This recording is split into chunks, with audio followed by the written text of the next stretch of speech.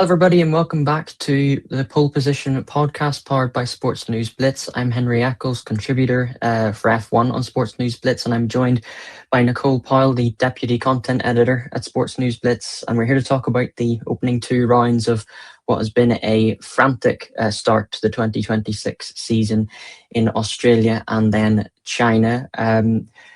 Nicole, what are your thoughts on an absolute frenzy in these big opening races? I'll have to say these new regs have definitely taken me by surprise. I didn't think I would enjoy the season, or at least the start of the season, but I've there's been plenty of action, so I'm actually really excited to see how the season unfolds as every team gets used to the new regulations, finds their footing, and we actually see even more racing, safer racing. But yeah, I like it so far. I mean, maybe that's also because Ferrari doing well. But before we jump into Ferrari, Mercedes have done so well. We saw it in testing. They look like the team that we were going to have to keep our eye on the most, and they started the season as expected, maybe even better. And yeah, they've had two 1-2 finishes with their drivers swapping positions in China and Australia. So yeah, I'm really impressed by Mercedes. They seem to be off to the perfect start. This season is definitely theirs for the taking unless Ferrari do something about it. Yeah, for sure. I mean, I too. I think I've been quite surprised with how exciting it's been. Yeah, listen, I know there's been a lot of talk about these regs and a lot of criticism. Particularly from drivers like Max Verstappen. Lando Norris hasn't been too happy either. Um, but I think after these two races, there's a bit more positivity coming in from other drivers. Obviously, you also have to take a little bit you have to take a pinch of salt with who's positive, because it sort of seems like Mercedes are really happy and Ferrari are really happy, and that makes sense because they're at the top. But I think what we're seeing, there's there's something to it in terms of it's fun. There's a lot of overtakes. Yeah, you can argue that it's a little bit artificial because of the sort of battery element to it all, and one driver runs out of battery and then is caught up, and then that driver runs out of battery and then they're caught up. Yeah, maybe a little bit artificial, but sort of DRS was sort of the same kind of thing. It's just a bit different now. And you're right with Mercedes. Mercedes have stolen a bit of a march clearly on the rest of the grid. But I think the great thing, the thing for me anyway, at the start of this season is that it hasn't been this 2014 like sort of march that they've stolen on the rest of the grid. In 2014 they were from the very start. It was clear, it was obvious that they were miles ahead of everyone else and no one else really had a chance. Whereas Ferrari at least they're putting up a fight, and you wouldn't be surprised if Hamilton gets his first win soon or Leclerc pops up there. Just to take advantage of a mistake, to be there to take advantage of a mistake or something like that. To be smart on strategy. I know that can be a bit of a challenge sometimes for Ferrari, maybe, but I think we're still we're obviously, we can see an advantage for Mercedes, but there's still a fight going on, and speaking of sort of the fight at the top, the other two in that traditional top four have not had a great start in McLaren and Red Bull. Of course, Oscar Piastri has not had a full has not started a Grand Prix just yet. Max Verstappen is apoplectic with rage at the moment in terms of the drivability of his car. So yeah, it really is Ferrari and Mercedes up front at the moment. Yeah, and I think they've also taken us by surprise. Not just the regs that have taken us by surprise, but Ferrari, because looking back at just even how last season went, Ferrari just weren't where we thought they would be after a very good 2024 season where they were close to McLaren and they were the ones vying for the constructors title, and then they just fell off last year, and they had their struggles. Lewis couldn't get on the podium. Um, Leclerc would struggle to get the car to the podium. So I don't think any of us expected Ferrari to actually be this close to the top, coming off of the back of what happened last season. But it's definitely a positive. They started on the right foot. They're not too far behind. They're quite close to Mercedes. They have the perfect race starts, which is a very good Yeah, advantage because if you have a bad qualifying, at least you know your race starts are 9 times out of 10 going to be better than everyone else's. So yeah, I think just Ferrari just need to keep coming with, like, throughout the season they need to have good upgrades to yeah, just, if they want to stay close to Mercedes, they need to keep up with Mercedes. And we know Mercedes are a team that are very good at developing well throughout the season. Ferrari aren't really known for that, but this year, if they want to stay that close, if they want to put up a proper fight with the eight-time champions, they're going to have to really keep up with what we know Mercedes can do, which is continuously improve your car. And both teams have really good drivers. They both have very strong pairings. They have Mercedes have Antonelli and Russell, who are both very strong drivers. Kimi still very young, but is definitely showing more maturity. It's reflective of his driving. He managed that race so well. yeah, In China, for example, once he got the lead back, that was it. That win was his, and just he had a little bit of a fumble, but he didn't throw it all away. And yeah, so it's a really good pairing that Mercedes have, because you know what Russell can do. He's a very strong competitor, very good at racing, very shoulders out kind of guy. And then we have Ferrari. You have the seven-time world champion Lewis Hamilton, and they have Charles Leclerc, who is definitely going to be, maybe not definitely with Ferrari, but probably going to be a world champion. So they just have such a good pairing as well. We saw how they can go wheel to wheel for such a long time, keeping it clean. Yes, they touched, but it was a really good battle. Everyone enjoyed that. They enjoyed that. So we have two strong teams with two strong drivers. It's just going to be all about who can consistently perform well, who can improve that car from now until the end of the season and not throw it away with. And also, yeah, like you mentioned, strategy. We saw it in was it Australia? We saw it in Australia when Ferrari were on for a Lewis Hamilton podium, and then strategy just wasn't yeah, what it should have been. Ferrari just did their thing, and yeah, so it's all going to go down to who can just do better than the other, because performance-wise, they're not too far apart. Just Ferrari need to be smart about it, because we yeah, know what Mercedes can do. We know Mercedes can continuously give us good performances. So for Ferrari, it's just about how well can they keep up. yeah, for sure. And I mean, you say that Mercedes, obviously, throughout a season, they're strong in terms of development, and this season will be you know, predictably a development war between all of the teams. And Ferrari, particularly last year, never really got a grip on that car, never really managed to bring upgrades that could improve it. But I think a really encouraging thing from pre-season, from the opening two races, is just that they've brought these really interesting innovations. They've brought that upside down rear wing that has just shocked everyone. And whilst it hasn't been seen in race trim just yet, um, Hamilton spoke about it, being something for maybe 4 or 5 races down the line. But Ferrari have brought it in a little bit earlier than they expected.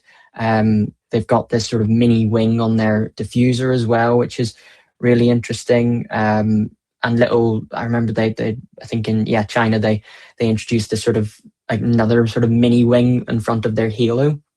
So just like a lot of interesting, quirky little things that gives you a little bit of hope that they're on it this season with development. They've got some really interesting ideas. So yeah, you never know. They could catch up with Mercedes in 2024. It was a similar sort of story, and just in terms of they weren't from the get-go one of the favorites, and then they sort of gradually sort of snuck into the conversation. So that will be encouraging. But I want to talk about Hamilton a little bit more, just because we spent all of last year sort of just going on about how sad it was, how disappointing it was that this Ferrari dream was turning into a nightmare. But he just looks completely different now. He looks like he's got a spring in his step. He enjoys these cars more. The ground effect era post 2021 just never gelled with him, and now he's got sort of a nimbler, snappier car that suits him a bit more, sort of like the previous generation, um, before 2022. And yeah, he's just happier, and we've sort of heard, from people that know him, that he needs to be happy, he needs to be really in the right place to be at his very best, and it seems like he's back. I don't want to tempt fate, but it seems that way. And yeah, I'm properly excited. I'm desperate to see him win, with Ferrari, after getting a taste of that podium in Shanghai. I mean, yeah, that for me is also just the biggest highlight for me from the first two races, is seeing just that positivity on Lewis that we haven't seen in a very long time. Because even towards the end of his Mercedes career, you could see just how beaten down he was and how he just wasn't himself. You could see it in the way he drove sometimes. He had a few races where you're like, that's a glimpse of the Hamilton we know, but like in Australia and China this year, he just has this, like you said, he has this spring in his step, and you can see it in the way he drives. You can see it on his face during interviews. There's just that's the look of the Lewis that we grew to love when he was winning titles with Mercedes all those years ago and McLaren. And yeah, so he seems to be back, and I really can't wait to see him on the podium. Um, Sorry, on the top step of the podium. It was really good to see him on the podium, and it was so beautiful to see him on the podium with the past. I mean, sorry, Yeah, with Bono and with Kimi Antonelli and George Russell. It just felt so wholesome and like just the perfect story for him to be on the podium for the first time with Ferrari. So I think that's also going to be something that will really push him to get onto that top step of the podium. Just Ferrari need to also keep doing what they're doing so far, which is producing a good car, because they have a good pairing. That pairing can do so much. They can definitely bother the Mercedes, even if they cannot match their pace. yeah, yeah, for sure. I mean, last last season, I think we ended the season almost pleading with Ferrari to listen to Hamilton, because it sort of seemed like that wasn't happening. You had the chairman John Elkin, come out and criticize his drivers for doing too much talking and not racing very well. But it sort of seems like Hamilton has been listened to, at least. He's talked a couple of times about how his DNA is in that car now, and yeah, that's hopeful. That's it's also like, it's not, you're not going to turn around and go, "Well done, Ferrari. Well done. You've listened to a seven-time world champion." But we know kind of what Ferrari are in terms of maybe a bit stuck in their ways at times, a bit sort of traditionalist maybe. So yeah, the fact that they've clearly listened to Hamilton, is a really good sign. I'll you spoke about the how last season there were glimpses. He often, sort of, maybe not at the late end of the season, but certainly more in the middle and early stages, where he had quite a poor qualifying, but he was able to make it up in the race at times.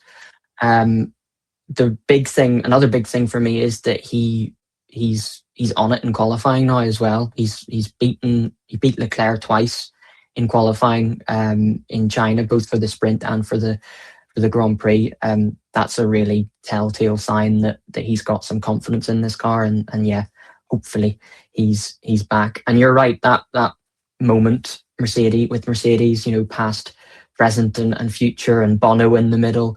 It's not often, I think, that you see, and he said as much, you don't see Toto Wolff, very emotional, other than when he's maybe banging his desk or something like that. Um, but he was clearly quite, he was visibly sort of, overwhelmed by the whole thing a little bit, and yeah, a special moment. And another question I think from it from China is, can Antonelli challenge Russell, or do you think just with how sort of you know seasoned Russell is at this stage, do you think he's the all out favorite? I think it's going to juggle between the two of them, a bit like how it was with Oscar and Lando towards the start of, was it last season, when it was like a few races it's Lando, a few races it's Oscar. I think it's going to be something of the sort, only maybe not so straightforward for Antonelli's side of the garage, because he's still a lot more raw. He's still much younger. This is only his second year in F1. But I think he can put up a fight, because there's a reason Toto Wolff believed in him from the jump. Yep. There's a big reason for that. You don't place Lewis Hamilton with someone who you don't believe in, you know? So I think he's actually going to really push Russell, but we also know Russell can be very stubborn, especially when he has competition. So I think this is also going to help to bring out an even stronger side of Russell. So I think we're going to have a really strong battle, strong intra-team battle, not just at Ferrari but also at Mercedes. I can see the two going at it for the rest of the season, just juggling the wins and top podium positions, not just the and with the Ferraris. Yeah. What do you think? Yeah. No, it'd be brilliant to see Antonelli, rise to it. I think. I'm not. I think maybe. I think if he is to challenge for a title, in this current generation of cars, I think maybe this season would be a little bit too early, just because I don't know. I think Russell he has that seniority and experience, and I wouldn't say Antonelli was lucky to be on pole, but Russell had his problems in Q3. He just seems in general to be maybe a couple of tenths ahead, but Antonelli is a really quick racing driver, and you'd think that a race win would do a lot for his confidence, and you mentioned the two McLaren drivers. You could see it coming with Piastri and Norris a little bit before last season. Whenever Piastri picked up his first win, was it Baku, his first win, I think, um, or was it Hungary? Hungary. But you saw the you just saw it all coming, and I think you can see Antonelli eventually, starting to gain that consistency. Whether or not it will be, I don't quite think it will be Piastri Norris this season, but I think we're seeing sort of an earlier version of Piastri in Antonelli, if that makes sense. I think this season is Russell's season, but yeah, you never know. You never know. And Antonelli is as I said, he's a frighteningly quick driver at times. So it's and he can pull off some amazing moves. That was clear from the get go in his F1 career. So yeah, you never know. Want to move down a little bit further down the grid now. Let's talk about McLaren, because they've had quite a poor start to the season. Obviously, Lando Norris came into the season brimming with confidence. He had that number one in his car. Just still couldn't quite believe that he was a world champion, but it hasn't really gone to plan so far. I think McLaren have admitted that they're going to be on the back foot at the start of the season, but Shanghai was a disaster. Not a start for either of the drivers. What did you make of their weekend and their general sort of start?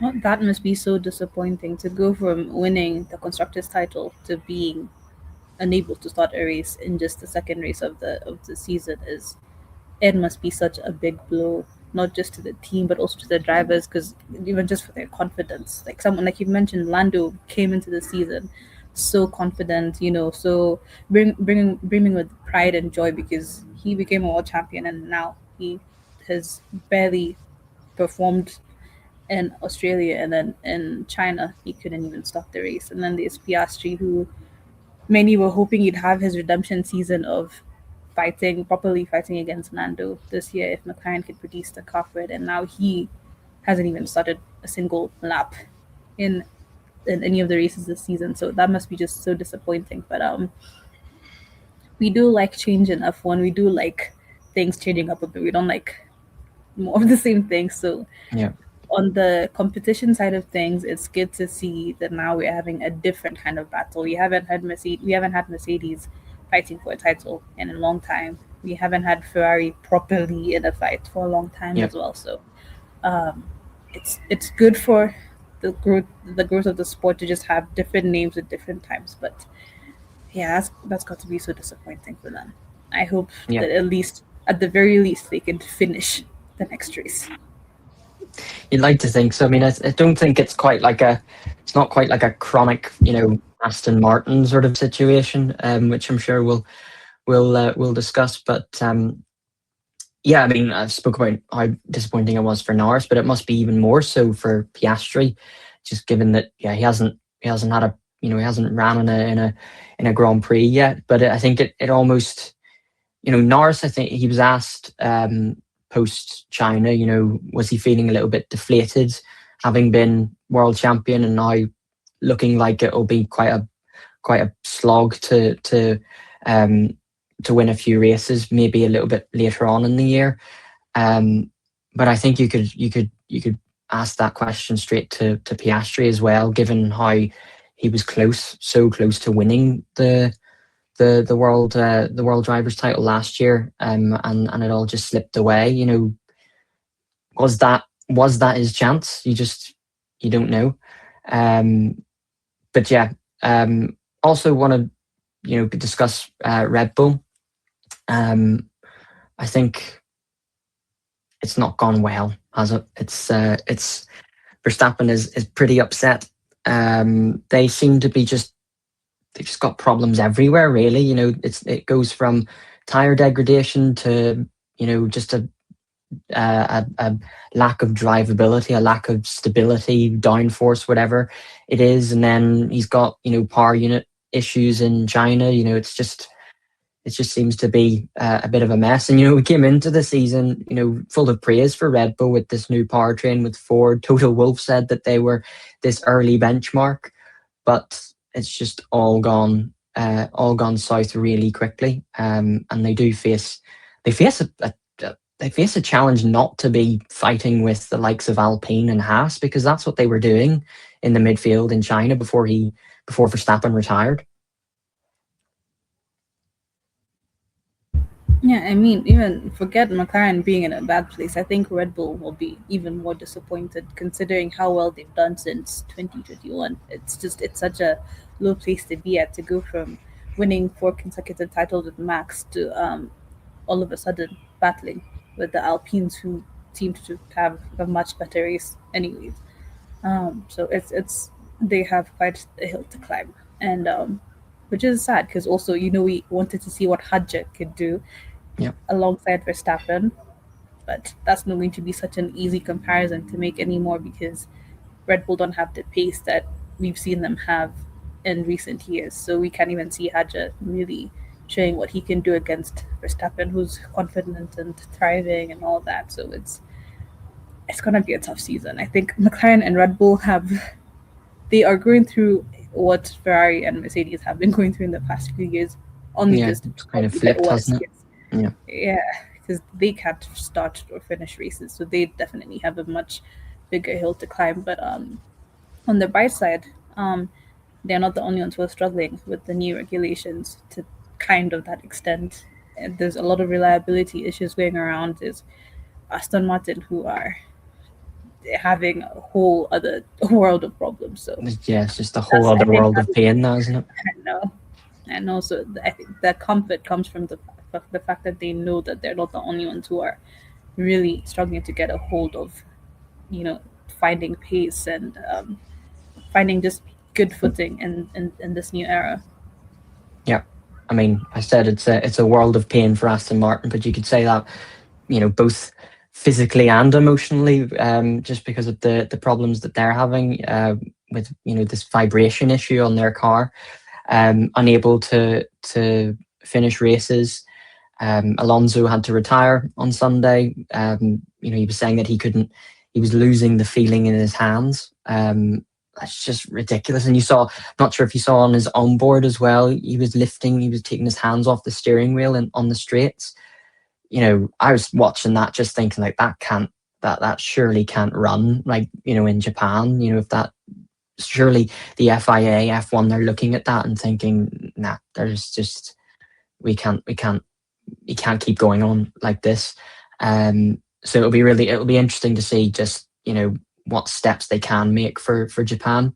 But just more generally, what a disappointment Aston Martin have been. You know, Adrian Newey coming in, Honda coming in. Both having these dominant 5-6 years with Red Bull, with Verstappen, and it's just all gone so horribly wrong. And there's an explanation for it because, Honda were leaving the sport, and then they were kind of convinced to come back with Aston Martin. But by the time that they had, a lot of people had moved on, so they were kind of starting from scratch again. Adrian Newey came in actually quite late, I think March 2025. By that point, teams had been developing for 2026. He's talked about the lack of aero development that they've had in the wind tunnel compared to other teams. So it's all sort of, whenever it's all unraveled like that, you can sort of see why it's all happened, but it doesn't make it any less shocking, I think. Cadillac are finishing races. Cadillac are newcomers, and they're overtaking Fernando Alonso. Alonso was waving at Perez as he drove past. It's pretty embarrassing. Yeah, and to think this is what has come after signing a name as big as Adrian Newey, because I remember before the season started, Alonso was so confident about what he could do under Adrian Newey, and to see what they've actually produced after all. Because I was actually really curious to see, because I was like, "There's no way Alonso is talking this confidently, and they're going to produce a car that's like really far off the pace, but it's even worse Mm-hmm. than far off the pace. It's completely undrivable. So it's quite a shock, and Yeah. I want to see.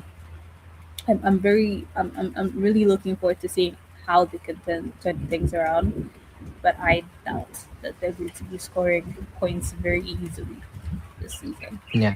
Yeah. I think it's obviously one to follow. I think the first sort of goal is to finish a race, and then finish a race that isn't causing drivers pain and whatnot. But I think at the same time, I think if anybody can turn it around, it's Adrian Newey.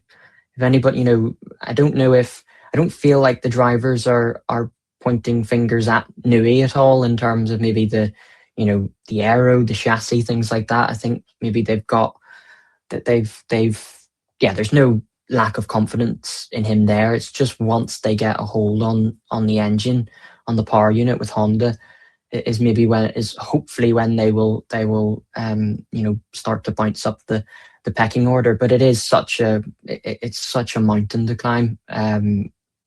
So do they try and rush things for this season, or do they just kind of almost do a 2025 that everyone else did last year, and sort of just think about the next season?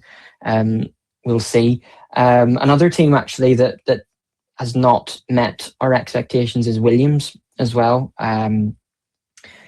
Finished P5 in the constructors last season.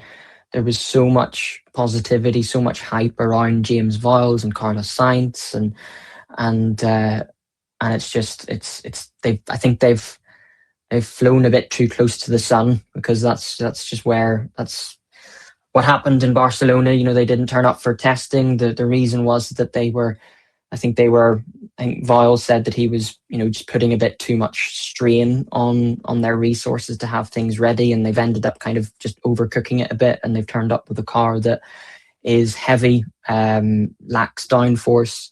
Sainz did score his point in Shanghai, and that's given where they've been, that's actually a crazy good achievement. But yeah, not where they want to be. But I'm not giving up hope on James Vowles just yet. He's got them this far, so let's just see what happens. And to think we spent like 99% of last season talking about how, because they're focusing on next year, can't wait to see Yeah. what they're going to do next year. And next year is here, and you barely even notice that they're there. So it's. Yeah. I was genuinely really looking forward to seeing what James Wells would do with this team under the new regulations. But it's yeah, we had high-ish expectations, and that's not what they are. But if there's a team that has suppressed expectations, it's Alpine. They did Yeah. really well in China. They did decently in Australia, but seems that Mercedes power unit is quite strong, and they seem to have found a really good car. And I mean, Colapinto is doing well. Gaz is doing well. So I actually think Alpine are going to be strong in this midfield. When you consider who the midfield were last season and where Alpine were last season, I think, and how they're performing so far this season, I think they're going to be, if they continue with the pace that they showed in China, that is, I think they're going to be a team to watch the whole season in the midfield. Yeah. Yeah, for sure. I was really encouraged by what we've seen so far with Alpine. I mean, Flavio Briatore gave Colapinto a hug after I think it was qualifying or the sprint race, or one of the two, and that's a big development given what we saw in Drive to Survive. He was brutal with Colapinto in one of those episodes. So that's a nice development, and it's a nice development that Colapinto scored his first point for Alpine as well. Double points as well. I think I would guess for the first time since Brazil 2024. Obviously, that was a few more points then with their double podium, but yeah, they're obviously going in a good direction, a better direction than last year. At least they're scoring points now. And as I said, they were battling Red Bull in the midfield, and that's not a bad place to be for them considering where they were. I think P5 best of the rest. That's a reasonable goal given what we've seen so far. Haas as well. Haas have, ever since pre-season started, they've looked quite quick. They had those rapid race starts like Ferrari in Bahrain, the practice starts, and Ollie Behrman, he's scoring points. P5 again in Shanghai, equaling his best finish in Mexico last year. Yeah, really, he's just a really exciting talent. I'm looking forward to seeing what Haas can do as the smallest team in F1. They seem to be yet again punching above their weight. I mean, Haas definitely have a very strong driver in Ollie Behrman. It's disappointing to see how Ocon has been doing, because we also know Ocon can be very, very strong. But it's only 2 races in. Ollie has started off well. Let's see what Ocon can do as the season continues. But Ollie is definitely very exciting, and I'm sure everyone is just waiting for the time when there's finally space at a top team to sign him, so you can see what he can actually do under like Ferrari, for example. But we don't want to see Lewis Hamilton retiring anytime soon, and I don't think Leclerc is going anywhere. So we're going to have to be really patient. But I think Ollie is another. He had a really strong rookie season. All the rookies did really well last year, and Ollie and Kimi have continued on with that momentum, and I can't wait to see what else they're gonna do this season. I think that's gonna be really exciting to watch. Yep, definitely is. Now I know it's a couple of, just under a couple of weeks away, but maybe look a little bit ahead to Japan. A few early predictions based on what we've seen. Is it Mercedes 1-2 yet again, continuing their dominance.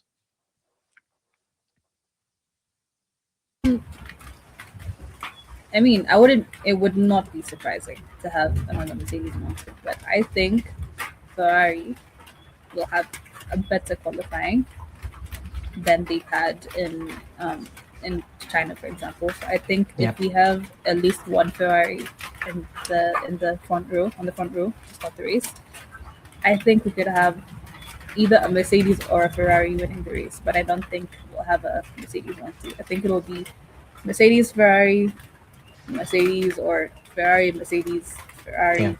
I think I think Ferrari will do a bit better this time.